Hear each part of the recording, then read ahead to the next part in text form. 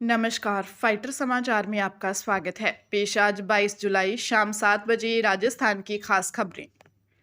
राजस्थान में प्रस्तावित निकाय और पंचायत चुनावों को निष्पक्ष तरीके से कराने के लिए राज्य निर्वाचन आयोग ने अधिकारियों के तबादलों को लेकर कड़े निर्देश जारी किए हैं। आयोग के अनुसार गृह जिले या गृह क्षेत्र में पदस्थापित अधिकारियों को हटाया जाएगा। इसके अलावा जो अधिकारी पिछले 4 वर्षों से 3 साल से अधिक समय तक किसी एक स्थान पर रहे हैं, उनका स्थानांतरण अनिवार्य होगा। आयोग ने सभी विभागों को ऐसे तबादले 15 अगस्त तक पूरा करने के निर्देश दिए हैं। चुनाव कार्यक्रम घोषित होने के बाद प्रक्रिया पूरी होने तक आयोग की अनुमति के बिना किसी भी अधिकारी या कर्मचारी का स्थानांतरण नहीं किया जा सकेगा। आयोग ने यह भी साफ किया है कि पिछले चुनावों में लापरवाही के कारण अनुशासनात्मक कार्रवाई का सामना करने वाले अधिकारियों को इस बार चुनाव संबंधी महत्वपूर्ण जिम्मेदारियां नहीं सौंपी जाएंगी। हाल ही में प्रदेश में करीब 40,000 अधिकारियों के तबादले किए गए हैं। बूंदी के देवपुरा तहसील रोड स्थित एक मकान पर पुलिस ने अनैतिक गतिविधियों के खिलाफ बड़ी कार्रवाई करते हुए देव व्यापार के अड्डे का भंडाफोड़ किया और मौके से मुख्य संचालक सहित 15 पुरुषों और 7 महिलाओं समेत कुल 23 लोगों को गिरफ्तार कर लिया। सदर पुलिस को मिली मुखबिर की सूचना के आधार पर पहले बोगस ग्राहक भेजकर सत्यता की पुष्टि की गई, जिसके बाद दबिश दी गई। पुलिस ने मौके से नगद राशि, 3 डिजिटल भुगतान मशीनें, कई मोबाइल फोन, एक कार, एक बाइक और एक लोडिंग टेम्पो जब्त किया है। डीएसपी अनिल जोशी के नेतृत्व में सभी आरोपियों के खिलाफ अनैतिक व्यापार अधिनियम के तहत मामला दर्ज कर कानूनी कार्रवाई शुरू कर दी गई है और पुलिस इस पूरे नेटवर्क से जुड़े अन्य लोगों की भूमिका की गहन जांच में जुटी हुई है, ताकि अवैध गतिविधियों में लिप्त सभी लोगों पर सख्त कार्रवाई की जा सके। मुख्यमंत्री युवा संबल योजना के तहत बेरोजगारी भत्ता प्राप्त करने वाले युवाओं के लिए राहत भरी खबर है, क्योंकि रोजगार सेवा निदेशालय ने योजना को अधिक पारदर्शी बनाने और फर्जी कागजी हाजिरी के खेल को खत्म करने के लिए नया पोर्टल और मोबाइल ऐप राज EEMS 2.0 लॉन्च किया है, जिसके बाद अब युवाओं को हर महीने उपस्थिति प्रमाण पत्र स्कैन कराकर e-मित्र पर जाकर अपलोड करने की कोई आवश्यकता नहीं होगी और उपस्थिति में एडिट करके फर्जीवाड़ा करने वालों पर भी पूरी तरह से लगाम कस जाएगी। इस नई व्यवस्था के तहत संबंधित कार्यालय अध्यक्ष या संस्था प्रधान ऐप या पोर्टल पर SSO ID से आवेदन सबमिट करेंगे, जिसके आधार पर जिला रोजगार कार्यालय द्वारा संस्था प्रधान की ID की मैपिंग की जाएगी और इसके बाद संस्था प्रधान सीधे पोर्टल या ऐप के जरिए ही आशार्थी की उपस्थिति ऑनलाइन मार्क कर सकेंगे।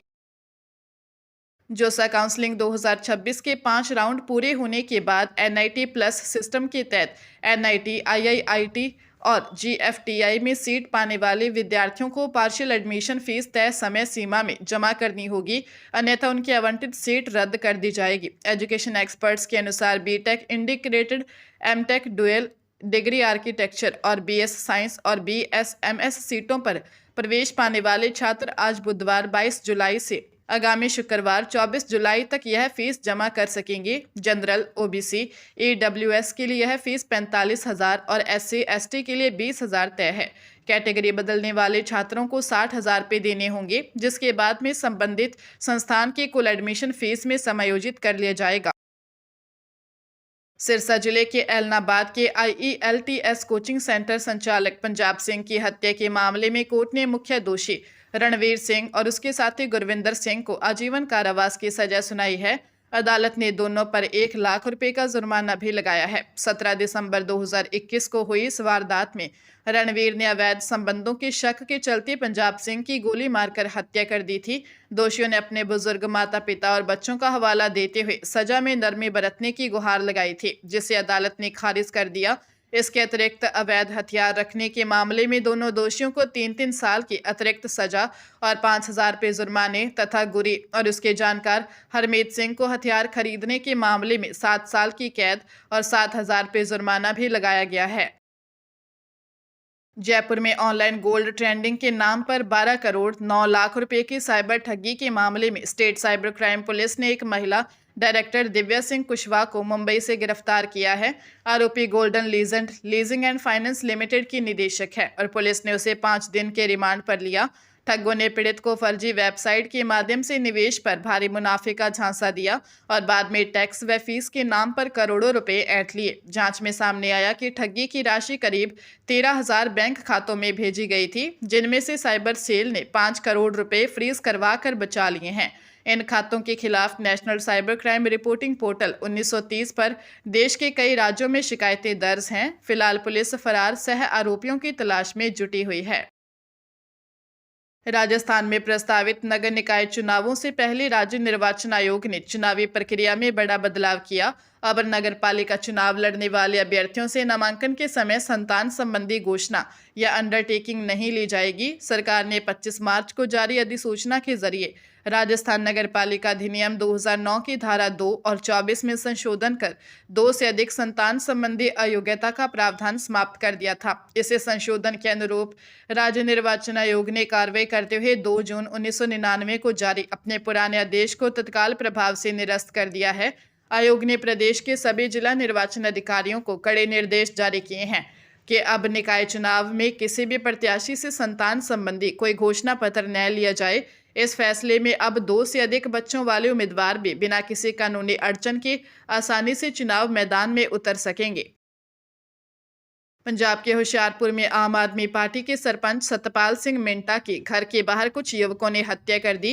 हमलावर कारों और बाइक पर सवार होकर आए थे और घर के बाहर गाड़ी पार्किंग को लेकर कहासुनी के बाद विवाद बढ़ गया।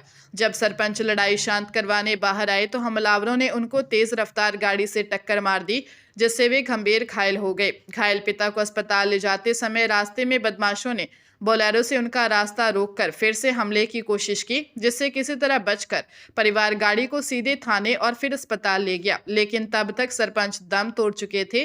पुलिस ने मृतक के बेटे के बयानों के आधार पर अज्ञात और नामजद आरोपियों के खिलाफ मामला दर्ज किया है और डीएसपी ने बताया कि कुछ संदिग्धों को हिरासत में लेकर आगे की जांच तेजी से की जा रही है। वर्धमान महावीर खुल्ला विश्वविद्यालय की ओर से प्री टीचर एजुकेशन टेस्ट के प्रथम काउंसलिंग का आवंटन परिणाम जारी कर दिया गया है, जिसमें कुलगुरु प्रोफेसर बीएल वर्मा ने बताया कि अभ्यर्थियों के विकल्पों के आधार पर 62,000 से अधिक विद्यार्थियों में से 65% से ज़्यादा को कॉलेज आवंटित हुआ है और इनमें से कई को पहली पसंद का संस्थान मिला है। समन्वयक प्रोफेसर क्षमता चौधरी के अनुसार चयनित विद्यार्थियों को अपने मूल दस्तावेज, हस्तलिखित घोषणा पत्र, नवीन पासपोर्ट साइज के फोटो अपलोड करने के साथ ही प्रथम वर्ष के शेष 22,000 रुपये का ऑनलाइन भुगतान करना होगा तथा संबंधित संस्थान में व्यक्तिगत रूप से उपस्थित होना अनिवार्य है। सह समन्वयक डॉक्टर रवि गुप्ता ने यह भी स्पष्ट किया कि अंतिम सेमेस्टर के अभ्यर्थी शपथ पत्र देकर इस पूरी काउंसलिंग प्रक्रिया में शामिल होकर अपना प्रवेश सुरक्षित कर सकते हैं। झुंझुनू जिले के सूरजगढ़ क्षेत्र स्थित फोगाटों का बास गांव में शराब के लिए पैसे नहीं देने पर एक पति ने अपनी पत्नी सिलोचना की हत्या कर दी। वारदात के बाद आरोपी कृष्ण कुमार फोगाट ने मृतका के शव को घर में रखे संदूक में छिपा दिया। आरोपी 3 दिन तक अपने बेटे से यह कहकर गुमराह करता रहा कि उसकी मां ननिहाल गई है। चौथे दिन भेद खुलने के डर से उसने खुद गांव के पूर्व सरपंच को फोन कर घटना की जानकारी दी। आरोपी ने हत्या के बाद पत्नी के कानों से सोने की बालियां और पाजेब उतार लिए थे, जिनमें से एक बाली उसने शराब ठेकेदार को 3,000 रुपये में बेचकर शराब खरीदी थी। सूचना मिलते ही मौके पर पहुंची पुलिस ने संदूक से महिला का शव बरामद किया और आरोपी प्रति कृष्ण कुमार को हिरासत में लेकर मामले की जांच शुरू कर दी।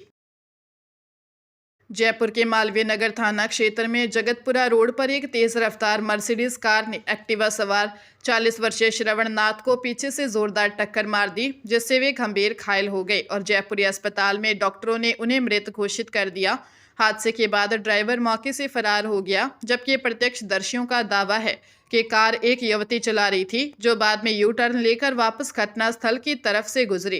पुलिस ने मृतक के साले की शिकायत पर अज्ञात चालक के खिलाफ मामला दर्ज कर लिया है और मौके से बरामद टूटी हुई हेडलाइट तथा आसपास लगे सीसीटीवी कैमरों के फुटेज के आधार पर फरार वाहन और आरोपी की तलाश शुरू कर दी है।